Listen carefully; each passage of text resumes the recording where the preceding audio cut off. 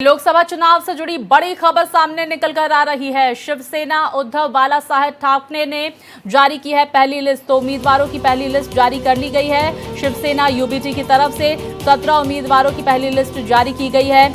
बुल्ढाना से नरेंद्र खेड़कर उम्मीदवार बनाए गए हैं और इसी के साथ ही आपको बता दें कि मुंबई दक्षिण से अरविंद सावंत का नाम शामिल किया गया है। परभड़ी से संजय जादव उम्मीदवार बनाए गए हैं।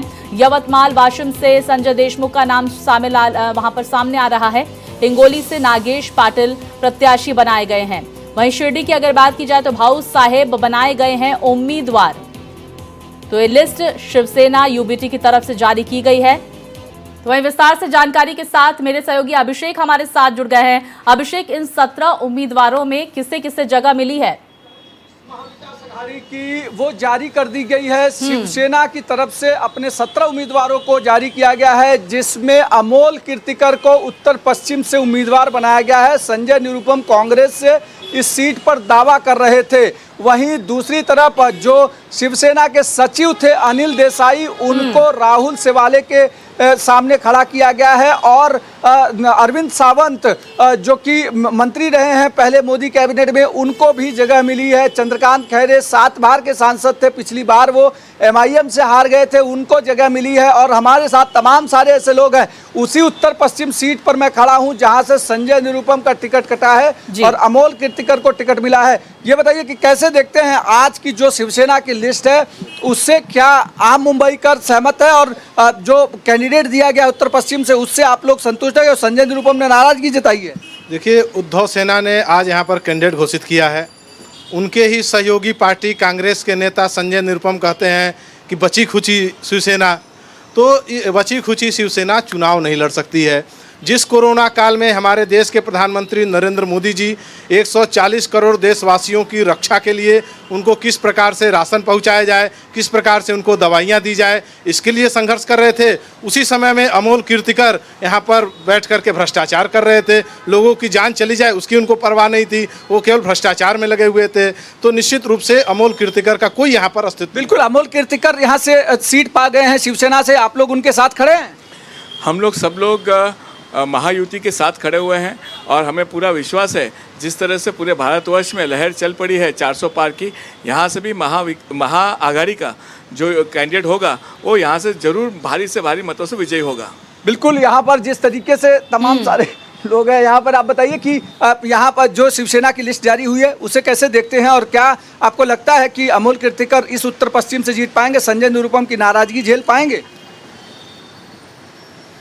जो अमोल कीर्तिकर की आप बात कर रहे हैं, वो महायुति उम्मीदवार के सामने कोई फाइट नहीं है। उन्होंने कभी 5 साल कोई विधानसभा में गए नहीं हैं, कोई लोकसभा का दौरा नहीं किया है। सिर्फ उसको टिकट इसके लिए दिया गया है कि वो कीर्तिकर के बेटे हैं।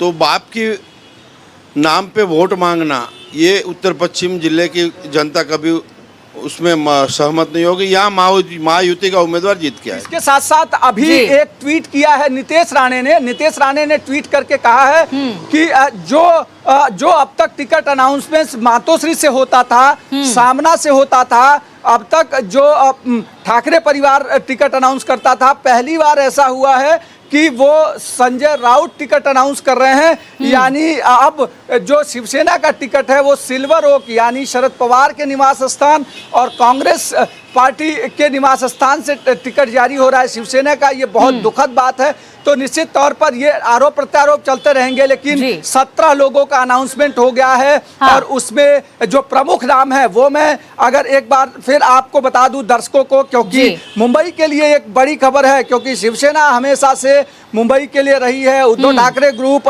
अब इस समय बुल्ढाना से नरेंद्र खेड़ेकर को दिया, यवतमाल वाशिम से संजय देशमुख को टिकट मिला है और खास करके संभाजी नगर से चंद्रकांत खैरे 7 बार से सांसद थे, पिछली बार एमआईएम से इम्तियाज जलील ने उन्हें हरा दिया था, वो फिलहाल टिकट पा गए हैं। साथ ही साथ जो अनंत गीते जो पिछली बार सरकार में मंत्री थे, अनंत गीते को टिकट दिया है रायगढ़ से। रत्नागिरी सिंधुदुर्ग से वर्तमान सांसद जो हैं विनायक राउत, उनको टिकट दिया गया है। और साथ ही साथ 4 सीटें मुंबई में शिवसेना ने, उद्धव ठाकरे ग्रुप ने अनाउंस की है। यानी महाविकास आघाड़ी के भीतर 6 सीटों का मुंबई में से 4 सीटें वो उद्धव ठाकरे ग्रुप ने अनाउंस किया है। तो निश्चित तौर पर अभिषेक, देखिए तमाम नामों का आपने जिक्र किया और आप जो कह रहे थे कि भाई संजय निरुपम की जो सीट जिसकी लगातार संजय निरुपम मांग कर रहे थे, कांग्रेस मांग कर रही थी, लेकिन उसको नकारते हुए, अनदेखी उसकी करते हुए अमोल कीर्तिकर को टिकट दिया गया है। लेकिन दो और ऐसी सीटें हैं जिस पर चर्चा बहुत ज्यादा है। सांगली जो कांग्रेस की पसंदीदा सीट है, और साथ ही मुंबई दक्षिण मध्य अनिल देसाई को वो सीट दी गई है। कांग्रेस इस सीट से वर्षा गायकवाड़ को चाहती थी। क्या ये जो अनाउंसमेंट हुई है 17 उम्मीदवारों की, ये महाविकास अघाड़ी के बीच आपसी सहमति से हुई है या फिर आपाधापी में जो है ये शिवसेना यूबीटी की तरफ से ऐलान कर दिया गया है? देखिए, महायुति से पहले से महाविकास अघाड़ी लगातार मीटिंग कर रही थी। करीब 20 मीटिंगें हुई। 20 मीटिंगों के बाद भी पूरी तरीके से फैसला नहीं हो पाया। कुछ ऐसी सीटें रही जिन पर पेच फंसा रहा। उस बीच शिवसेना उद्धव ठाकरे ग्रुप ने अपना टिकट अनाउंस कर दिया। इससे निश्चित तौर पर कांग्रेस के उन कार्यकर्ताओं में नाराजगी रहेगी जो लगातार वहां से मांग कर रहे थे। खास करके अभी अब से कुछ देर बाद 11 बजे वंचित बहुजन अघाड़ी के प्रकाश अंबेडकर प्रेस कॉन्फ्रेंस करेंगे। वो भी 6 सीटों की मांग कर रहे थे। उसमें से कई ऐसी सीटें हैं जिसको कि शिवसेना ने अनाउंस कर दिया, उससे कहीं न कहीं वो नाराज होंगे। अच्छा अभिषेक, देखिए अभी जानकारी ये भी सामने निकल कर आ रही है कि अमोल कीर्तिकर को खिचड़ी घोटाले में ईडी की तरफ से समन भी जारी किया गया है। इसको लेकर क्या अपडेट?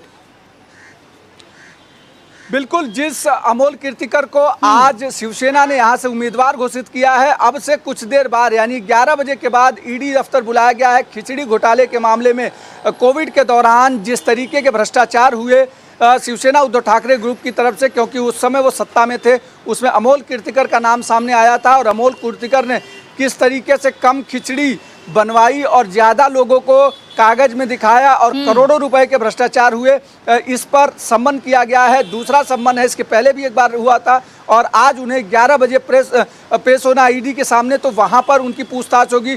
तो अब संजय निरुपम इस बात को लेकर जरूर मुद्दा बनाएंगे, क्योंकि पिछली बार उन्होंने ट्वीट करके कहा था कि एक खिचड़ी घोटाले के आरोपी को शिवसेना उद्धव ठाकरे ग्रुप उम्मीदवार बना रही है, जबकि वह ऐसा नहीं करना चाहिए, उनका क्लेम है। तो आज 12 बजे संजय निरुपम भी अपनी भूमिका स्पष्ट करेंगे। तो निश्चित तौर पर ये पूरी चीजें ये बताती हैं कि महाविकास अघाड़ी के भीतर जिस तरीके का सामंजस्य होना चाहिए, आने वाले वक्त में रार जो है वो देखने को मिलेगी सीटों के बंटवारे को लेकर। बहुत शुक्रिया इस बड़ी खबर पर विस्तार से हम तक जानकारी पहुंचाने के लिए।